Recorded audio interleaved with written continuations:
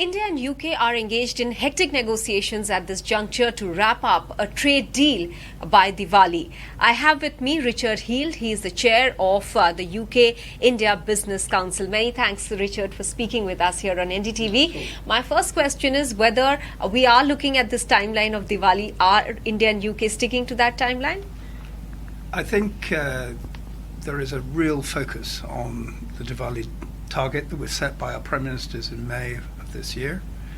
I think that the commitment of both the negotiating teams, commitment of the ministers, and also at Prime Ministerial level is very much focused on that. So, yes, there are things to do, but yes, I'm also positive that Diwali is possible. Are there any outstanding issues between the two sides which still need some bit of negotiation?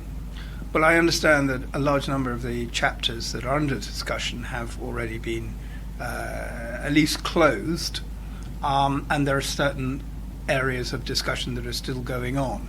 These obviously are taking place, discussions and negotiations taking place behind closed doors, so the exact extent of outstanding issues isn't known. But, you know, this is part and parcel of a negotiation process. You get so far, and then essentially it is then put up to the lords and masters in the body politic to make the tough decisions as to how everything comes together. So, yes, there are still outstanding issues.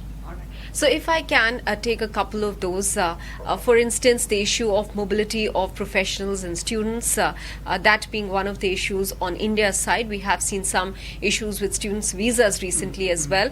Are those being discussed and how they will be worked out during a possible deal? I'm sure they're being discussed and that those will be ongoing. But at the same time, I point out that if you look at the number of visas, both Tier 2 and also student visas, that have been granted by the UK in the past 12 months, large number, if not the majority, in both those sections have been granted to Indian students or Indian professionals coming to the UK. So there is real movement and commitment in order to encourage that growth in the granting of visas. Also, as far as the UK is concerned, I understand that there are some negotiations that continue even now on two aspects, automobile sector as well as whiskey. Are these related to tariffs essentially? Well, obviously, as far as food and beverage goes, there are tariff issues in that area. But I think, you know, you've got to look at it in a broad context. And how I look at it is that actually you've got to look at it that the growth of the sector as a whole, the jobs that are created, the technology transfer that is occurring. And in beverages, for instance, bulk imports have a profound impact. Transfer of technology around packaging and bottling and process has a profound impact on the economic development of the domestic sector as well as employment. As far as automotive is concerned, yes, there are issues around the development of supply chains.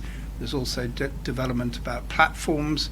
So these are issues that are still outstanding and are being discussed and debated around the negotiating table. How significant will this deal be for the new UK Prime Minister Liz Truss? Is that on her priority list? Well, Liz Truss, Prime Minister Truss, was present. In fact, she launched this process back in 2020. So I'm sure that emotionally as well as politically, it's a very important topic. She's been to India a number of times. She's interacted with Minister Goyal. I believe that she's had an interaction with the Prime Minister himself. So I think she is committed, absolutely committed. And it's important politically for the UK, just as it's important politically for India to have an FTA signed off. Richard Heald, many thanks for speaking with NDTV. Thank you very much.